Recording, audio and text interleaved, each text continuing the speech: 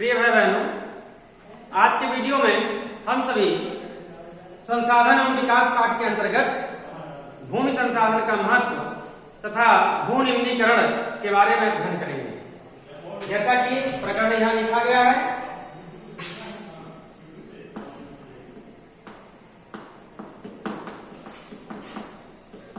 संसाधन का महत्व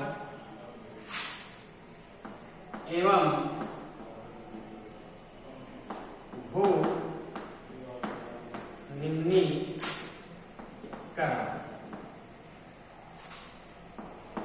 पहले हम ऊपर भूमि संसाधन का महत्व है, इसके अंतर्गत हम पढ़ते हैं।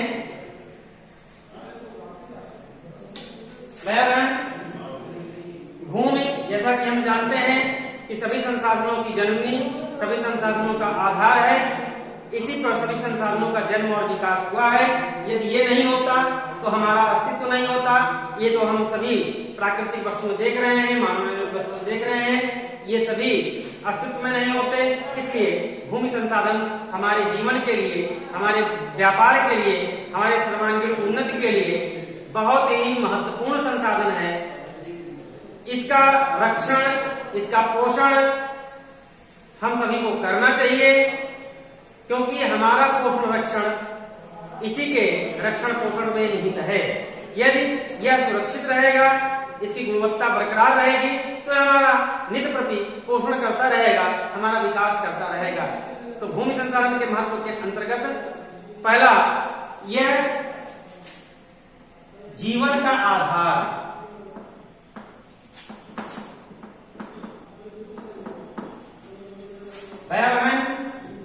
पहला है जीवन का आधार। हम सभी जानते हैं भूमि संसाधन हमारे जीवन का आधार है। इसी पर सभी प्राकृतिक संसाधनों का जन्म होता है, इसी पर मनुष्य का जन्म होता है, पेड़ पौधों का जन्म होता है, नदियों का जन्म होता है, सागर इसी पर फैले हुए हैं।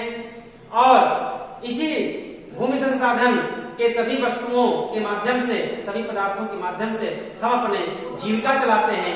कृषि इसी पर होता है, व्यापार इसी पर होता है, उद्योग इसी पर होता है, परिवहन इसी पर है। इसलिए यह संसाधन हमारे जीवन की गाड़ी को, जीवन की नया को आगे बढ़ाता है, पार करता है।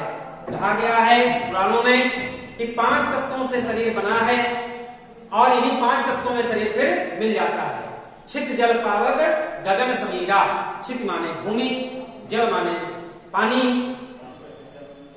पावक माने आग और समीर माने वायु, गगन माने आकाश। अर्थात इन 5 तत्वों से ये शरीर बना है, इस शरीर का जन्म हुआ है और मरने के बाद, मृत्यु के बाद इन्हीं 5 तत्वों में सभी जीवधारियों का शरीर मिल जाता है और पुनः ऐसे एक क्रम जन्म और मरण का ऐसे चलता रहता है। तो ये जल, ये पावर, ये आकाश, ये वायु, ये सभी मिट्टी, ये सभी भूमि संसाधन की ही देन है। यदि भूमि संसाधन नहीं होता तो इन सभी का भी अस्तित्व नहीं होता, जिनसे हमारा शरीर बना है, जिनसे सभी जीवधारी की उत्पत्ति हुई है, ये भी नहीं होते हैं तो हम सभी का अस्तित्व नहीं होता। तो भूमि संसाधन इन 5 तत्वों की जननी है और ये 5 तत्व हमारे जन्म में भूमिका निभाते हैं। इसलिए भूमि संसाधन मातृ संसाधन है।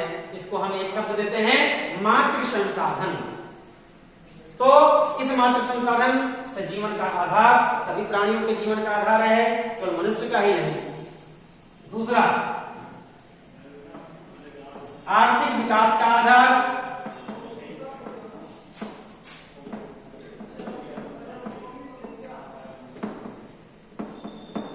भाई बहनों, हम सभी जानते हैं हमारी सभी आर्थिक गतिविधियां भूमि संसाधन पर ही निर्भर है। यहीं पर हम उद्योग खड़ा करते हैं, यहीं पर कृषि करते हैं, यहीं से पर व्यापार करते हैं।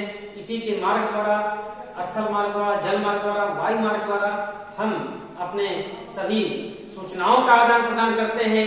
संचार का भी माध्यम यदि है तो भूमि संसाधन ही है। भूमि संसाधन पर ही उसके अंदर अथवा ऊपर और संचार के तार बिछा करके, जाल बिछा करके, नेटवर्क फैला करके हम और ये अपनी संचार के माध्यम को पूरा करते हैं, अपनी कार्य को पूरा करते हैं, अपने उद्योग धंधों को संचालित करते हैं। इस प्रकार से यह आर्थिक विकास का आधार है भूमि संसाधन। तीसरा,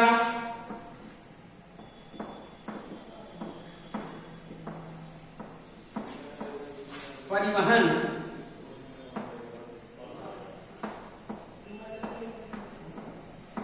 के लिए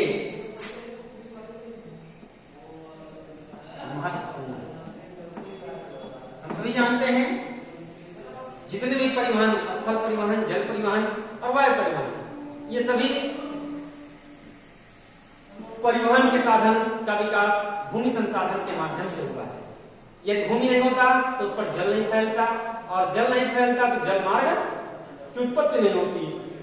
भूमि में यदि मिट्टी नहीं होती तो हमारा स्थल मार्ग नहीं हो पाता, और भूमि के ऊपर जो ये ऑक्सीजन है, भूमि के मिट्टी में भी ऑक्सीजन पाया जाता है, भूमि के ऊपर ऑक्सीजन पाया जाता है 18 किलोमीटर तक। ये ऑक्सीजन यदि नहीं होता, और ये विभिन्न प्रकार की जो गैसें हैं, वायुमंडल है, ये भूमि के इर्द गिर्द चारों ओर है, तो ये वायुमंडल नहीं होता तो हमारा वायु परिवहन भी नहीं संपन्न हो पाता। इसलिए भूमि संसाधन ये परिवहन के लिए भी महत्वपूर्ण है, परिवहन का आधार है। तो इस प्रकार से भूमि संसाधन हमारे जीवन का आधार है, आर्थिक विकास का आधार है, परिवहन का आधार है। और चौथा,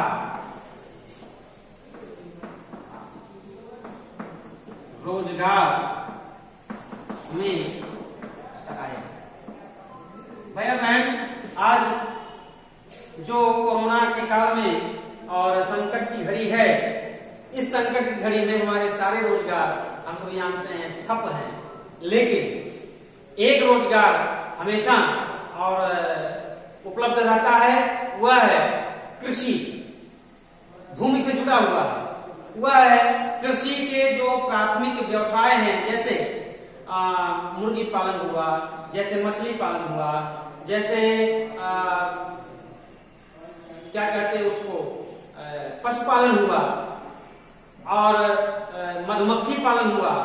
ये जो सारे व्यवसाय, जो घरेलू व्यवसाय हैं, वो व्यवसाय हमेशा उपलब्ध हैं। इसको आप अपने गांव में, अपने घर पर कर सकते हैं। तो यदि भूमि संसाधन नहीं होता तो ये कैसे संभव था? हमको रोजगार मिल पाता क्या? आज उद्योग धंधे ठप हैं, बंद हैं। आज प्राइवेट नौकरियां जितनी हैं, उन नौकरियों के लिए सारे जो उद्योग धंधों के मालिक, सारे प्राइवेट जो मैनेजर हैं, सारे मालिक और मजदूरों को और सबको जवाब दे दिए हैं कि अब जब बुलाया जाएगा तब आप आइएगा। तो ये मजदूर किस पर निर्भर है? ये मजदूर आज के वर्तमान समय में भूमि पर निर्भर है। वो जाकर के अपने गांव में कृषि कर रहे हैं, पशुपालन कर रहे हैं, मधुमक्खी पालन, और सरकार भी इन सब के लिए और सब्सिडी दे रही है, लोन दे रही है। उस लोन के माध्यम से ये अपना उद्योग चला सकते हैं, आत्मनिर्भर बन सकते हैं। तो यदि हम सभी को आत्मनिर्भर यदि कोई संसाधन बनाती है तो वह भूमि। भूमि में अनेक प्रकार के और संसाधन छिपे हुए हैं, उन संसाधनों से अनेक प्रकार के बड़े बड़े उद्योग चलाए जाते हैं। पांचवा,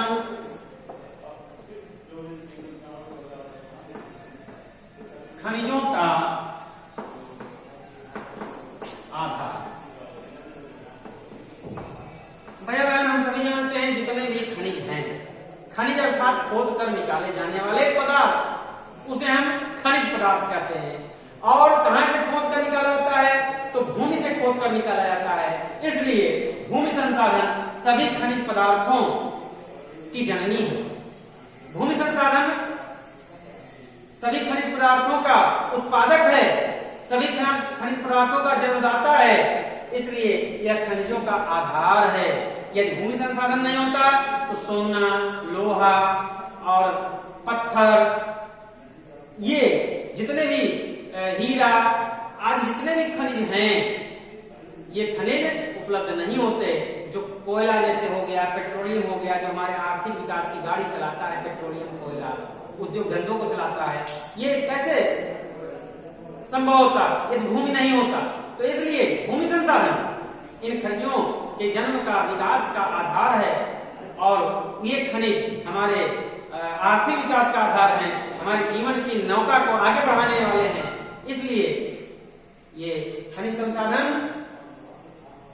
जो जन्म होता है वो भूमि संसाधन से जन्म होता है और खनिज संसाधनों का आधार अपना भूमि संसाधन है, इसलिए भी भूमि महत्वपूर्ण है। और भी ऐसे तमाम पॉइंट गिनाए जा सकते हैं भूमि संसाधन के महत्व के लिए, लेकिन समय कम है, तो इसलिए आप सभी इतना नोट करिए और अपने से कुछ और स्वाध्याय करके और भी पॉइंट आप बढ़ा करके लिख सकते हैं।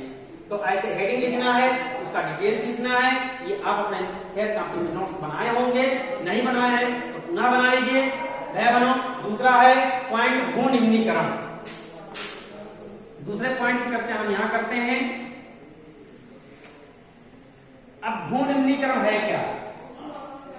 भू निम्नीकरण अर्थात जो भूमि है, संसाधन है, भूमि की गुणवत्ता का ह्रास होना, भूमि की उत्पादकता का कम होना, ये भू निम्नीकरण कहलाता है।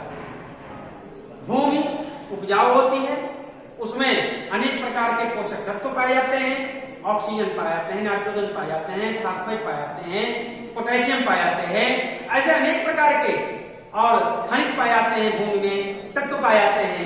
ये तत्व किन्हीं कारणों से, प्राकृतिक अथवा मानवीय किन्हीं कारणों से यदि ये तत्व नष्ट होते हैं, ये तत्व समाप्त होते हैं भूमि के अंदर से, तो इसे भू निम्नीकरण कहते हैं। भू निम्नीकरण प्राकृतिक भी होता है, मानव प्राकृतिक कारण भी होते हैं भू निम्नीकरण के, और मानव निर्मित भी होते हैं। तो प्राकृतिक कारणों में जैसे अधिक वर्षा होने से कहीं जल जमा हो जाए तो वहां की भूमि दलदली हो जाती है, वह उपयोग के मानव उपयोग के लिए नहीं रहती है, तो ये भू निम्नीकरण है, उसकी गुणवत्ता ह्रास हो जाती है। इसके अतिरिक्त अन्य जो रासायनिक परिवर्तन होते हैं, उन रासायनिक परिवर्तनों के कारण भूमि की गुणवत्ता, भूमि के तत्व नष्ट होते हैं, तो इस प्रकार से भूमि की गुणवत्ता नष्ट होती है, तो भू निम्नीकरण को कहलाता है। प्राकृतिक कारणों से कोई भाग वर्षा नहीं हुई और वह रेतीला हो गया, मरुस्थल हो गया, तो मरुस्थल का कोई उपयोग नहीं होता है, हम सभी जानते हैं, तो यह भू निम्नीकरण हो जाता है। किन्हीं कारणों से, प्राकृतिक कारणों से भूमि बंजर हो जाती है, अनुपजाऊ हो जाती है, तो वह एक प्रकार का भू निम्नीकरण है। तो इसके प्राकृतिक कारण होते हैं, भैया बहनों हम सभी जानते हैं कि 13 करोड़ भूमि भारत में ये भू निम्नीकरण से प्रभावित है। इसमें 28% वनों से प्रभावित है, जिसके कारण वन है भू निम्नीकरण के, 56% जल जमाव है, जल है, और शेष जो अन्य प्राकृतिक कारण हैं उनके कारण से भू निम्नीकरण होता है। इसके अतिरिक्त भू निम्नीकरण मानवीय कारणों से होता है, जैसा कि यहां भू निम्नीकरण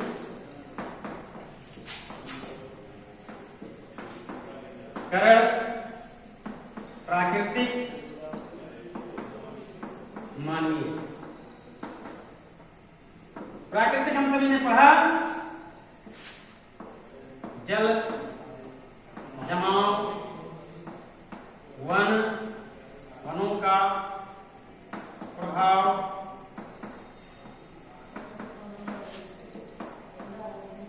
वर्षा का ना होना,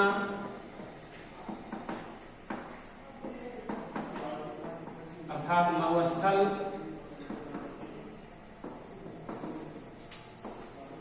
रासायनिक परिवर्तनों के कारण बंजर भूमि का बंजर होना,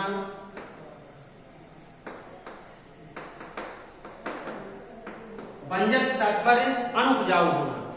तो ये प्राकृतिक कारण है, और भी अनेक प्राकृतिक कारण है, ये संक्षेप में आपको बताया गया। अब विस्तार से पुस्तक का अध्ययन करेंगे तो उसमें और मिलेगा। इसका डिटेल्स इतना अगर लिखेंगे एग्जाम में तो इतना ही पर्याप्त है, और गहराई से आप अध्ययन कर सकते हैं। मानवीय कारणों में खनन, पशुचारण, उद्योग,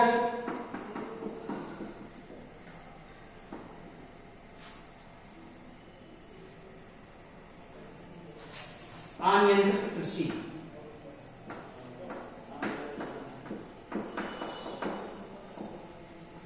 हम सभी जानते हैं जो मानवीय कारण है भू निम्नीकरण के, खनन होता है। यदि हम अनियमित रूप से यदि अत्यधिक खनन करते हैं तो वहां की भूमि धंस जाती है, वहां की भूमि नष्ट हो जाती है, उसकी गुणवत्ता नष्ट हो जाती है, उसका उपजाऊपन नष्ट हो जाता है। तो खनन भी, अत्यधिक खनन, अनियंत्रित खनन, ये भू निम्नीकरण का एक कारण है। पशुचारण हम सभी जानते हैं, अत्यधिक पशुचारण, एक जगह पर लगातार पशुचारण करने से भी भू निम्नीकरण होता है, भूमि की गुणवत्ता नष्ट होती है और भूमि जो है उसके टुकड़े हो जाते हैं, वो धूल में परिवर्तित हो जाता है। वह धूल हवा के माध्यम से उड़ करके एक स्थान से दूसरे स्थान तक जाता है, अर्थात वर्षा होने पर वह कट करके और बह जाता है, तो उसकी जो ऊपरी परत की जो गुणवत्ता है वो नष्ट हो जाती है।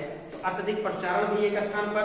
उद्योग धंधे हम सब जानते हैं, उद्योग धंधों से निकलने वाला कचरा, उद्योग धंधों से निकलने वाले रासायनिक पदार्थ, वे जहां भी पहुंचते हैं, जिस स्थान पर पहुंचते हैं, वो प्रदूषित करते हैं और वह नष्ट, उसकी भूमि की गुणवत्ता को नष्ट करते हैं। आगे नदियों पहुंचते हैं, नदियों की गुणवत्ता को नष्ट करते हैं। तो उद्योग धंधे सबसे अधिक और हमारी भूमि की गुणवत्ता को नष्ट करने वाले कारक हैं। और अनियंत्रित कृषि हम सभी जानते हैं, अनियंत्रित कृषि अर्थात फसल चक्र का प्रयोग न करना और उसको स्थानांतरित कृषि, जैसे एक स्थान पर और बिना उर्वरक का प्रयोग किए, बिना जैविक खादों का प्रयोग किए, रासायनिक खादों का प्रयोग करके और अत्यधिक भूमि का शोषण करना, अर्थात जैसे दोहन होता है, दोहन अर्थात जितनी आवश्यकता है उतना हमने निकाला, शोषण अर्थात आवश्यकता से अधिक निकाला।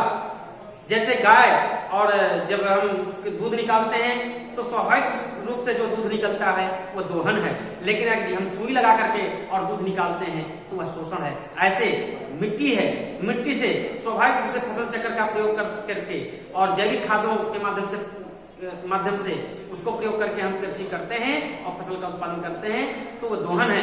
लेकिन रासायनिक खादों का लगातार प्रयोग करके और कुछ समय तक हम और कृषि करते हैं तो वह भूमि बंजर हो जाती है, वह भूमि अनुपयोगी हो जाती है।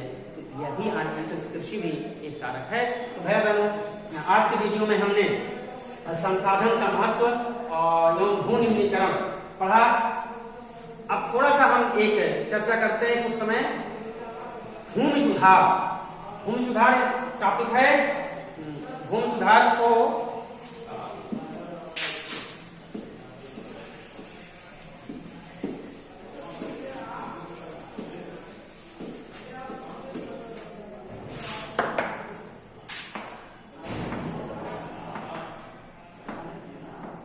जब भू निम्नीकरण है तो भूमि सुधार की भी आवश्यकता है, क्योंकि भू निम्नीकरण जो हमारी आर्थिक क्रियाएं हैं, जो हमारे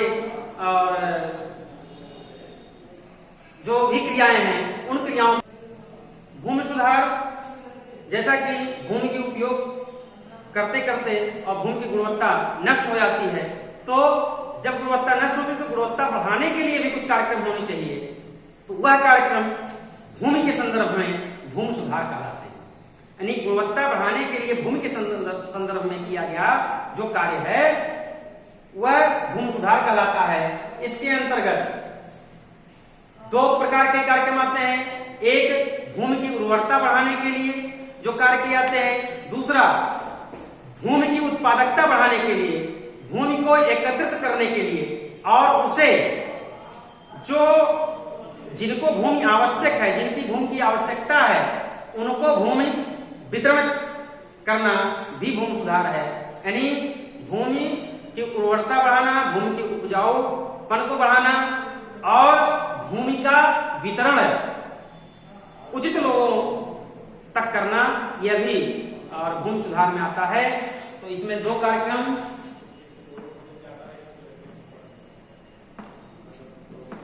भूमि की उत्पादकता में वृद्धि करना, दूसरा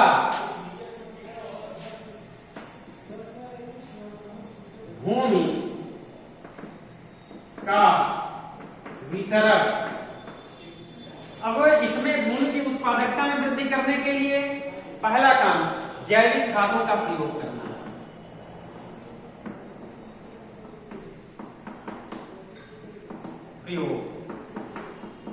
अत्यधिक खनन को रोकना, अत्यधिक खनन पर रोक, अनियंत्रित पशुचारण पर रोक,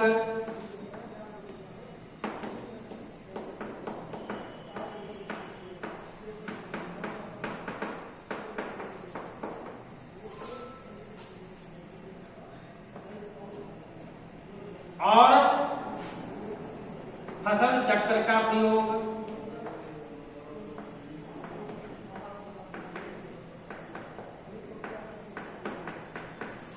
औद्योगिक कचरा प्रबंधन, औद्योगिक कचरा प्रबंधन। भाई बहनों, पहला भूमि की उत्पादकता में वृद्धि करने के लिए, भूमि की गुणवत्ता बढ़ाने के लिए भूमि सुधार के अंतर्गत जैविक खादों का प्रयोग हमको करना चाहिए। अत्यधिक खनन पर रोक लगाना चाहिए। अनियंत्रित खनन, अत्यधिक खनन पर, अनियंत्रित पशुचारण पर रोक लगाना चाहिए। फसल चक्र का प्रयोग करना चाहिए।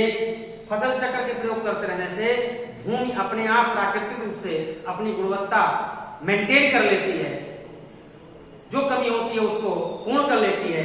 इसलिए कृषि में फसल चक्र का प्रयोग किया था। फसल चक्र अर्थात जैसे हमने गेहूं उस भूमि पर अभी बोया, अगले सत्र में जब गेहूं का सीजन आवे तो उसमें चना की बुआई कर दें, अगले सत्र में मटर की बुआई कर दें, अगले सत्र में सरसों की, फिर अगले सत्र में जब आवे उस समय तो उसमें गेहूं की बुआई करें। तो इससे क्या होगा, एक एक सीजन का ऐसे चक्र और हम अगर कृषि करते हैं तो निश्चित रूप से वो जो भूमि है उसकी गुणवत्ता मेंटेन रहेगी, अपने आप को पूर्ण कर लेगी। इस प्रकार से भू निम्नीकरण का अगला है औद्योगिक कचरा प्रबंधन। हम सब जानते हैं उद्योगों से निकलने वाले जितने भी कचरे हैं वे सभी भूमि को नुकसान पहुंचाते हैं, प्रदूषण बढ़ाते हैं, और इस नाते उसका एक अच्छा प्रबंधन की व्यवस्था करनी चाहिए। दूसरा है भूमि का वितरण। भूमि के वितरण के अंतर्गत आता है चकबंदी, दूसरा हदबंदी, तीसरा जमींदारी प्रथा का उन्मूलन है। बहनों, ये तीन कार्यक्रम भूमि वितरण, भूमि सुधार के अंतर्गत, भूमि सुधार में भूमि वितरण के अंतर्गत ये तीन कार्यक्रम चलाए जाते हैं। चकबंदी, हदबंदी, जमींदारी प्रथा का उन्मूलन। चकबंदी अर्थात एक व्यक्ति के अनेक चक इधर उधर बिखरे हुए खेत हैं तो उनको एक जगह एकत्रित करके एक चक के रूप में और उसको बना देना, ये चकबंदी है। ये सरकार द्वारा प्रति 10 वर्ष पर ये आयोजित की जाती है, परंतु ऐसा हो नहीं पाता है। ये कृषि विभाग द्वारा, भूमि सुधार विभाग द्वारा ये होना चाहिए। हदबंदी अर्थात एक व्यक्ति के पास बहुत सारी भूमि है, करोड़ों की संपत्ति है, करोड़ों की भूमि है, कई एकड़ भूमि है, 100 एकड़ 200 एकड़ है, लेकिन किसी के पास 1 एकड़ भी नहीं है। तो ऐसे एक हद निर्धारित करके, एक सीमा निर्धारित करके कि भूमि एक व्यक्ति के पास इससे अधिक नहीं हो सकता, जो अतिरिक्त भूमि है वो सरकार की है और सरकार उसको गरीब लोगों में भूमि का वितरण पट्टा के माध्यम से वो दे सकता है। तो ऐसा ये आजादी के बाद 47 के बाद ऐसा एक कार्यक्रम चलाया गया, चकबंदी और हदबंदी।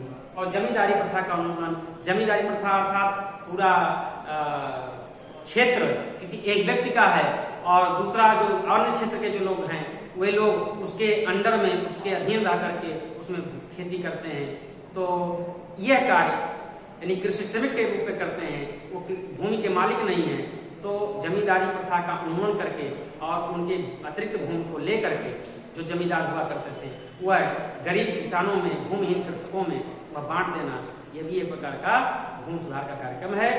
भैया बहनों, आज के इस वीडियो में 3 पॉइंट हमने पढ़ा। संसाधन का महत्व, भू निम्नीकरण और भूमि सुधार। आप इसका नोट्स तैयार करिए, इसको पढ़िए, तैयार करिए, क्योंकि बोर्ड की परीक्षा में आप बैठने वाले हैं। उसकी पहले से अभी से अच्छी तैयारी करिए। जो भी चीज नहीं समझ में आया होगा उसको फिर कमेंट के माध्यम से पूछिएगा। और एक आग्रह है कि इस वीडियो को सब्सक्राइब करिएगा। यदि आप सब्सक्राइब करते हैं और लाइक करते हैं, फिर बेल आइकन दबाते हैं, तो निश्चित रूप से अगला वीडियो जो मैं जारी करूंगा उस वीडियो का मैसेज आपके मोबाइल पर पहुंच जाएगा, जिससे आपको वीडियो देखने में, अध्ययन करने में सुविधा होगी। धन्यवाद।